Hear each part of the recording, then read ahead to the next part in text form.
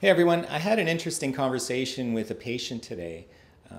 She's having really significant low back pain, and what she described was how she was starting to be able to recognize the difference between the achy pain that she was feeling in her lower back and the burning pain that she was feeling down into her leg and her hip. And this is a really big step toward her recovery.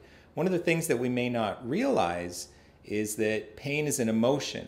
It's actually processed in the same part of the brain as your emotions, a part of the brain called the amygdala. So those signals that are coming from the painful part of your body aren't actually pain signals. Those are what are called nociceptive signals, which isn't exactly the same as pain. And a long time ago, when I was a kid, I used to think that this was the same thing as pain. But it turns out it doesn't become pain until it's processed in your amygdala. And the way that some analgesics like Tylenol works is that it actually depresses this part of the brain so you feel less emotion, and this inhibits your pain. And research has shown that you feel less happiness too when you do this, which is beside the point. But anyway, your brain actually starts to interpret the nociceptive signals as pain. Just in the same way, for example, you might look at something that makes you happy and that same thing might make somebody else look sad. Let's say it's a hockey team, for example, winning a game. When one hockey team wins, if you like that team, then you'll be happy.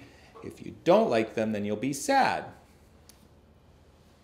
Well, your body and brain do the same thing with your injury. It's interpreting the signals that it's getting. And at first with those signals, they often sound like, when you're in a lot of pain, it sounds like a little kid screaming.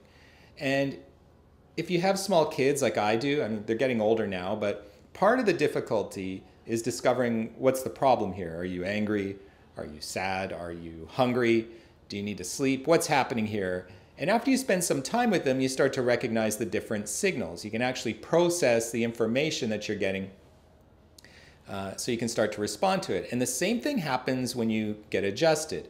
Your brain actually starts to reconnect with the signals that are coming from your body, and it starts to process those signals, and then that's when your body can actually heal. So what chiropractic does is it improves this connection between your brain and your body so that you reestablish this connection with your body so that more healing actually occurs. So this is a concept called retracing. So as you start to notice things and process it, you start to understand the problem more deeply, and you can feel more precisely what's happening in your body.